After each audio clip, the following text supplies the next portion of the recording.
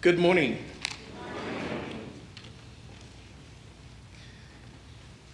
I want to first say thank you to Pastor Bruce and his wife and the lovely ministerial team here for inviting me to be a part of your worship service this morning. Can we just give them a warm welcome for doing that? Thank you. I also want to say thank you to you who seek to endure someone who has not really been in the pulpit setting for about a month and a half. So I'm excited to be here. I know my time is limited, so if I get excited, there's a pastor who told me a long time ago he allowed his wife to sit on the front row so that he could know when his time was done. What she would do is she would just throw a kiss at him, and he knew it was time. I'm not going to tell my wife to do that, but anyway. I also want to say how grateful I am to have my wife with me. We've celebrated 32 years this past March of marriage, and I so love her and continue to love her. Will you please welcome Joan as she stands and just see her. We have one son. His name is Issachar. It's a biblical name. And he lives in Orlando. One son. And it's amazing how one son can cause your life to be full of joy, full of worries, and full of all the exciting stuff. So at times when I call him, I just ask him to put his camera on and kind of survey the room. I'm a pastor, so just want to check things out. And he got a hold of it, and he realized what I was doing. So needless to say, we can't do that anymore.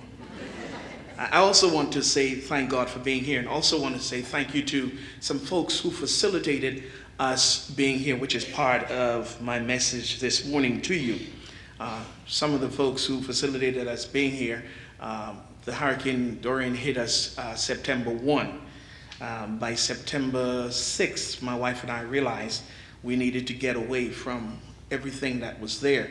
And that morning, about 11 a.m., we called and told our son we needed to leave the Abacos. And he said, I tell you what, let me make a phone call. And he made a phone call to a man by the name of Richard Schlitt. Richard and I met about 14 years ago because I was volunteering at a special needs school called Every Child Counts. And he and a team would come over every summer, about 40 of them altogether, mostly teenage children or young folks, to help with maintenance and rebuilding or building new buildings. And so 15 years, including this year. And they'd just been there this past May, June, to complete and to help complete a building that was a residence for special needs children. So my son called him. We didn't know, but he was in Stuart, Florida, loading planes to send supplies and food to Abaco to assist us. And he was there from early that morning. What timing, eh? And while he was there, and our son called him, he began to ask the pilots some questions. Do you have seats available?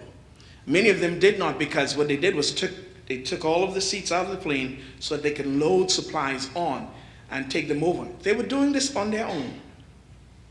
They were doing this on their own. And Rich was there volunteering. And he happened to come across some guys, two pilots, in a Learjet.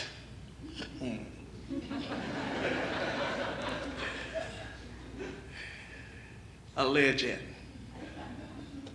And the guys said, yes, we have two. Well, before that, he asked a couple guys, and they said, we have one seat available. And so he called, and our son called us, Issachar, and he said, Daddy, they've got one seat available on the plane. What are we going to do? And I turned to Joan, and I said, Joan, perhaps you should take that one seat and go over and leave me here. She said, I'm not going to leave you. I'm pausing to preface that because during the storm, which lasted 52 hours, 185 miles per hour wind, going up to 225 miles per hour gust. I'm told that there were some 87 tornadoes that could be measured on the scale of F5 and above that were in that hurricane. My wife and I, out of the 52 hours, when we had to leave home after our house was compromised, and we found it very, very compromised after the hurricane, we spent the last 12 hours of that hurricane in an F-150 and a Chevy Colorado, parked on the side of the road. Prior to that 12 hours, we got separated driving from our house to a shelter, and we were separated for 2 hours. She didn't know if I had been blown away. I didn't know if she had been blown away. Not 1 minute, not 5 minutes, 2 hours. So when I told her, you can go and leave me behind, she said, no way, Jose. I'm going to stay right here with you. That moment changed my life.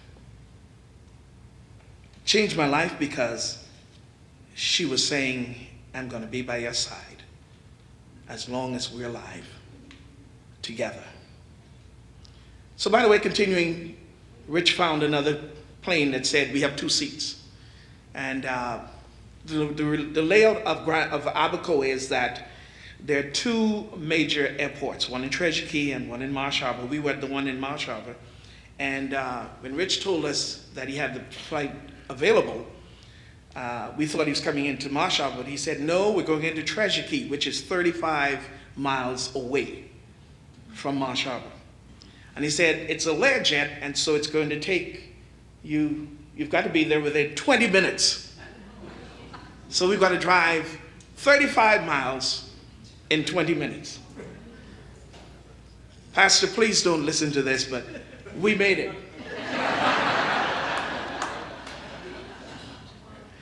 We made it, and for the lack of leaving my wallet in the car, when we got there, Rich gave us the tail number, and when we got there, we asked for the pilot, and they told us that's the plane over there. So we went over to him and we asked his first name, and he pulled out a piece of paper, what that be? And on it he said, are you Earlyn Baillou and Joan Baillou? He said, yes. He said, I'm here to pick you guys up. He said, you're not paying for this flight. You don't have to do anything else. Just bring whatever you've got, and we're going to take you into Stuart, Florida.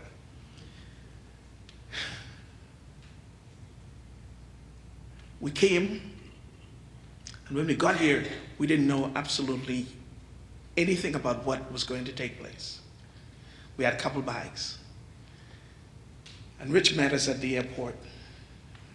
And from Friday, September the 6th, to this very day, all of our needs have been taken care of by Rich and some of the people who came to visit with us and to work with us in Abaco.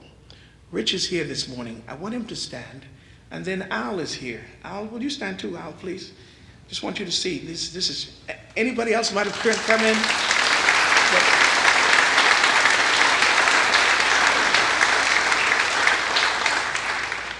And then I want to recognize the band of brothers. I'm going to get to where I need to be in the next 15 minutes because I know that's what I've got.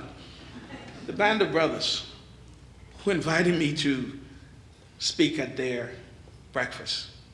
I appreciate that so much. It kept me in tune with my spirituality, because anytime you got to speak to men, you've got to get some things right. You got to make sure you're right. And they invited me, and I really appreciate being there and being a part of that event. and especially to see you. Would you just stand, give him a warm welcome for me, please? Right there. Yeah. Is that Mike? Yeah, that's Mike. Thank you, Mike. Appreciate it very much. I also want to thank you for your continued prayer.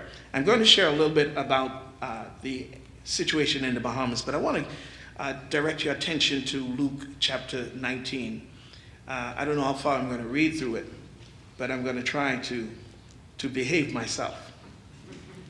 Because sitting on the front row is somebody that I remember from the Band of Brothers, and he said, yeah, I'm one of those. And I said, are you the 94-year-old? He said, no, but I've got a couple more years to be there. And I was so amazed to see him beating the drums at 90 years old. So, Pastor, tell me, if you're having a problem with anybody volunteering, please let me know so I can highlight this. Will you stand and... Now you know his age.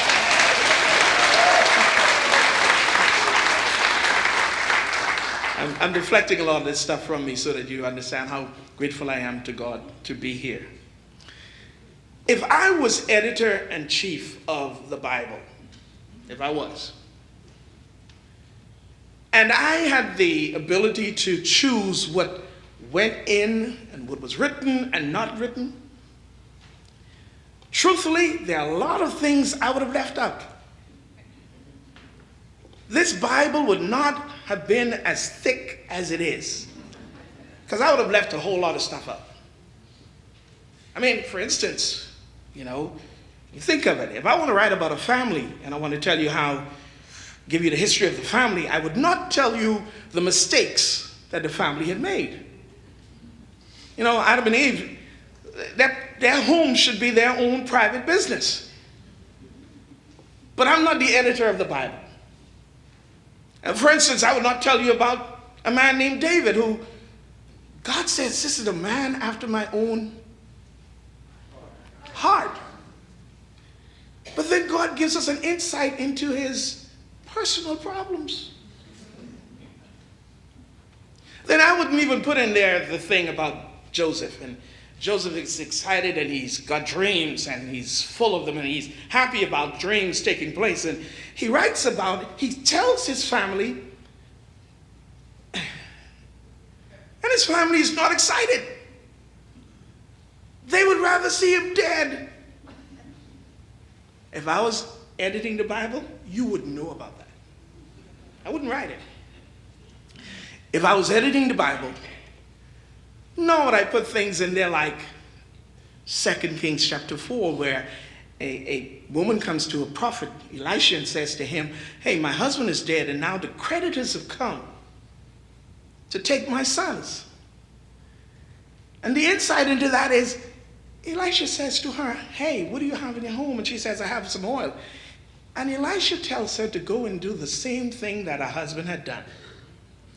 He says to her, go and borrow. If the creditors are at your door, do you think you want to go and borrow again? That's what I'm telling you. I would edit those things out. I'll just let you hear, oh, she got more oil and she was able to sell and recover and keep her sons. But I'm not the editor. If I was the editor, I probably wouldn't have put in there things like this in Luke chapter 19, verse 1, where there's a man by the name of Zacchaeus, and what's happening in his life, and how he's described as being a publican and chief sinner. But he hears about this man named Jesus, and he hears that Jesus is going to pass a particular way. So he decides he's going to go into a tree, and he's going to look, and Jesus comes by the tree and looks up and says, hey, Zacchaeus, come down, for I'm going to your house today. And the crowd goes, oh, Jesus is going to his house? And the thing is, Jesus goes. But before Jesus goes, Jesus gives him an identity that's so unique and so full of stuff to preach on. Jesus calls him a son of Abraham. Wow. That gives Zacchaeus, who was a chief sinner, carte blanche in relationship with God. If I was the editor, I would not have put that in there, but I'm not the editor. God is the editor, and so God puts in there things for you and I to know that we are in the Bible. We're in the Bible because perhaps we've had family members that we shared a vision with, and they sold us into slavery.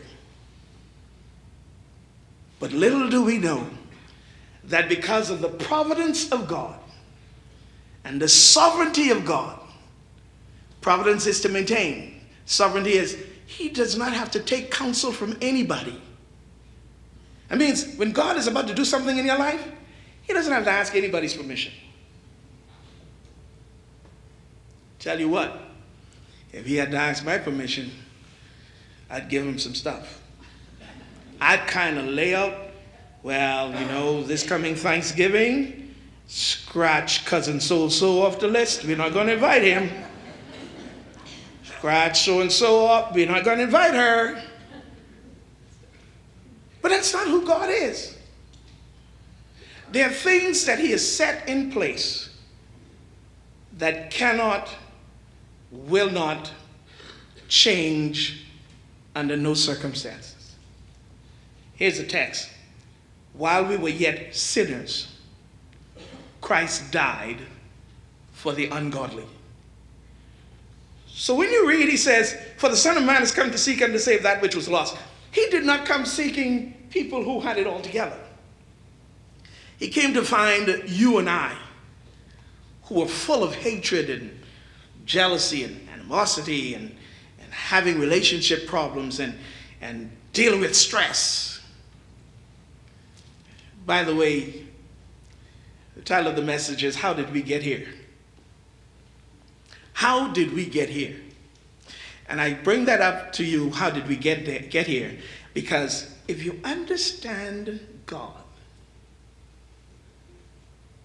he takes messes and turn it into messages. He takes our test and turn it into testimonies. And that's why you've got to understand you're going to fail and make mistakes. But you cannot park there. You've got to go into drive mode. Another thing is, your past is not your future. And I want to help you. Your past, whatever you have, or whatever you've done, whatever you've gone through, has qualified you for where you are and where you're going. Let me help someone here. If you failed, that's not the end. You can do it again. Is it Thomas Edison? Someone help me out. Was he the one who tried to do the light bulb, the film? And 999 times. He did it. And each time, he failed. The 1000th time, it came on. Someone said to him, but you failed 999 times. He said, no. I just learned 999 ways to improve it. If you fail once, that's the one time you found a better way to do it. If you failed 100 times, that's 100 times you now know how to do it better. Because we are to learn from failures and mistakes. And so what if God tells you, I'm coming at your house today? Well, you know, the house is not clean, and who are you kidding? Well, my life is not clean. Who are you kidding? I sometimes tell my folks back home, I say, hey, listen, if you're having a difficult day, write God a Dear God letter. If you're making notes, put that down. Write God a Dear God letter. You can't tell him nothing he doesn't know. want to put in there that he's not aware of?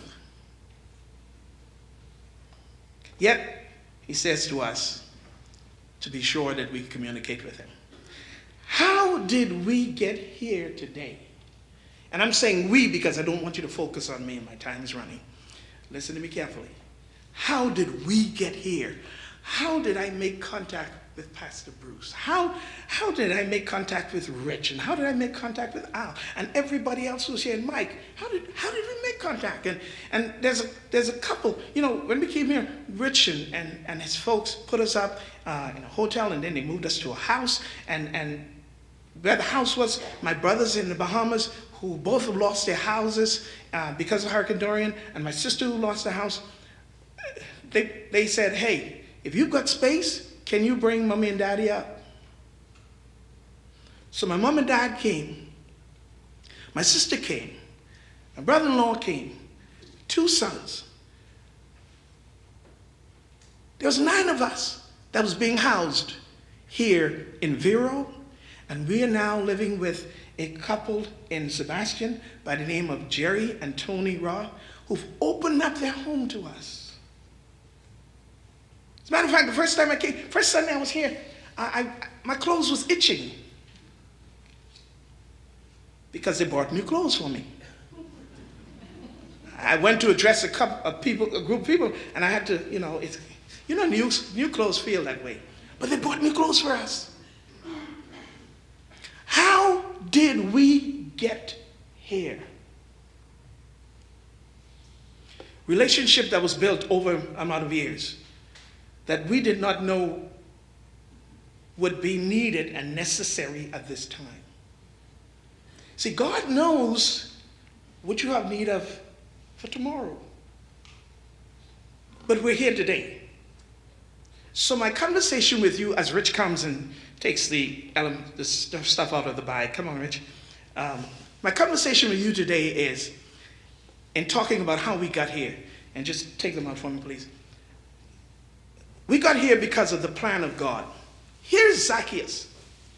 There's a tree that's by the road in this story. That tree did not grow there overnight. You agree with me? Did not grow there overnight. It took years. But that tree must have started by being a seed. Can you say it with me, please? Seed? Seed. Say it again. Seed? Seed. And that seed was by the roadside. You can take it. That seed was by the roadside. The birds did not eat that seed. The animals did not eat that seed. People passed by and did not trample that tree as that seed began to grow. Those who cleared the road did not cut that tree down. That tree was growing. Romans would put salt on the road to keep grass from growing there. The salt did not stop that tree from growing. Year after year. Zacchaeus is born. His life is still there while Jesus is born, but they're all headed towards this one road that has this tree growing, and one day they all meet there. At that point in time that somehow God planned for them to be there. Zacchaeus' life was full of one that says at the end of it, the text tells you he was a publican. That means he was a tax collector. I hope there are no tax collectors in here. Please don't hold your hand up. Don't do anything. Just stay calm. Just keep looking at me. Just look straight forward. Don't look to the side. Just keep looking at me.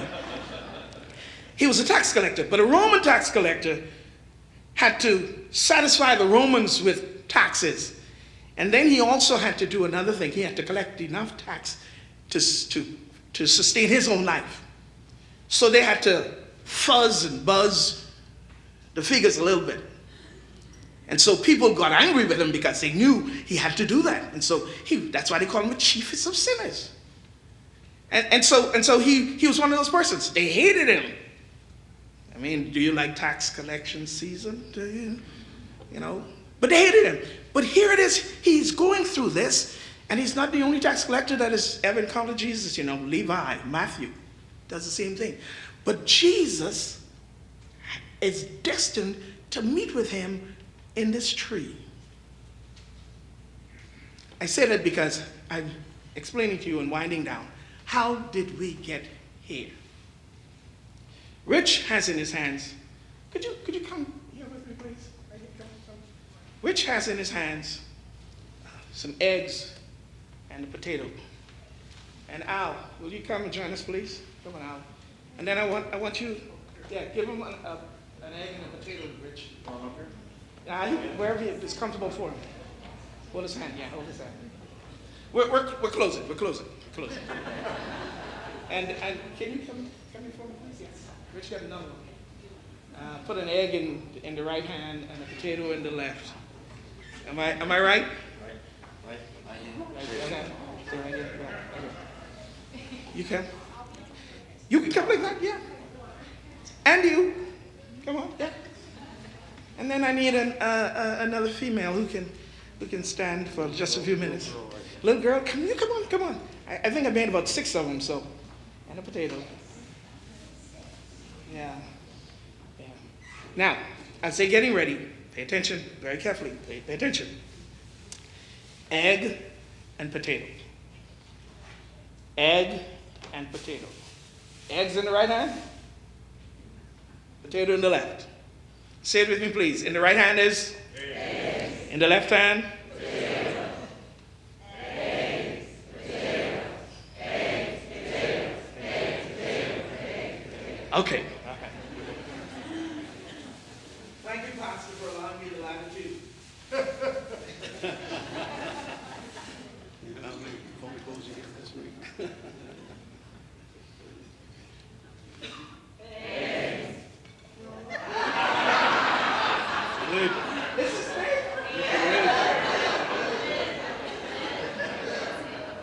Pass on.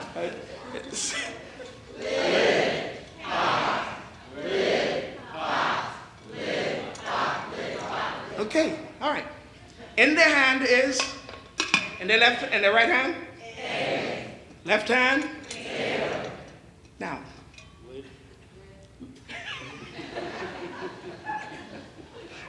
I took it on now and said, lid. So I've got a pot. To cook these items, the egg, potato, you put them in water and turn the heat on. Okay? Now the simplest thing to do to cook is water. Okay? You put water in a pot and you boil it. That's it. That's the simplest thing. The next simplest thing is to boil egg and potato. You know, when the water runs out, then it's time to take them out, okay? All right, so, a pot. You put an egg in a pot and boil it. The egg becomes hard. Boy. I think they're ready to give you this demonstration. The egg becomes hard. You put a potato in the pot and you boil it and the potato becomes soft. Mashed potato. So we're putting and subjecting both of these to the same process. And that process is we're putting them under heat. But the change takes place in that heat. Wow. The egg becomes hard. The potato becomes soft. All because they are put into an environment, but it's the same environment. How did we get here? We're placed in this environment. The heat for you might be different from the Dorian event that my wife and I had to go through. But I'm going to use the Dorian event. In that Dorian event, as the heat we have choices in everyday life. We can choose to become the egg that turns hard, or we can choose to be the potato that comes soft. In every experience in your life, how did we get here? Every experience, you have a choice. And that choice is to become hard or soft. I'm here this morning and talking to you about our experience in Arkandorian.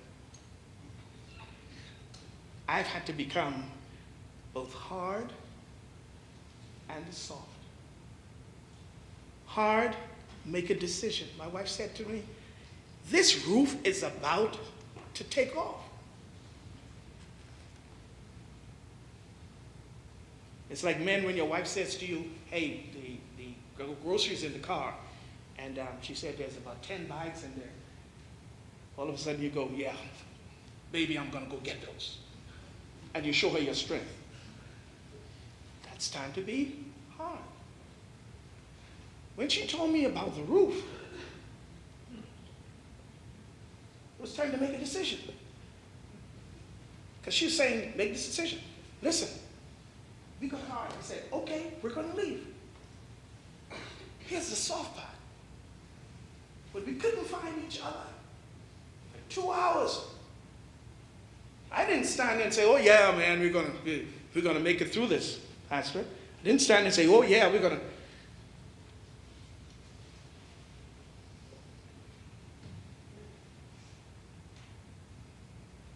I asked myself, I said to myself, I hope I was the best husband that I could ever be to her.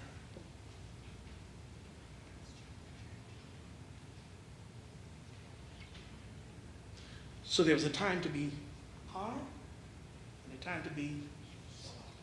When I came here and I saw what Rich Dose had done and was planning to do and all that stuff, there was a time when I needed to be soft because I told Pastor, I said, Pastor, you know, you're used to serving people, and then when you finally get people serving you, you kind of want to resist. But in that moment, while the heat is on, you got to know how to be soft. How did we get here? Whoever you are in here today, including us, the conclusion is this. There's a time for you to be hard and soft. But God has planned for us to meet here today. What are you going to do as a result of this event? This heat, what are you going to do? Are you going to be the egg that turns, or are you going to be the potato that turns?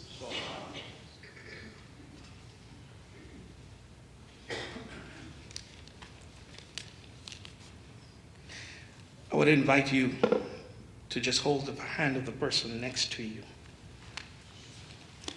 Please.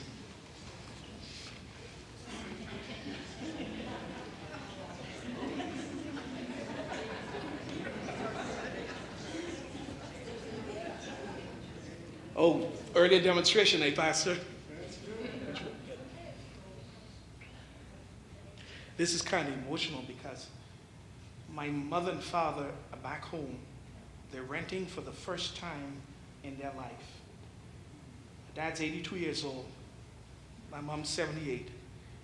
And I've never known them to have a landlord come and say, it's time to pay the rent. Because their home was destroyed. Here's the heat on Joan and I. We're homeless except for when we're here in the United States. When we go home, we don't have a home. We're homeless. It's the heat. I have to now choose whether to be hard or soft.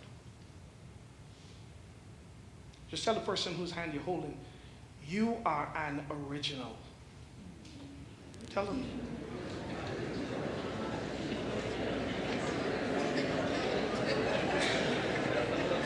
Oh, there's a lot of talk going on. You're an original. Say it again, because say it again to him. Say it to him. You are.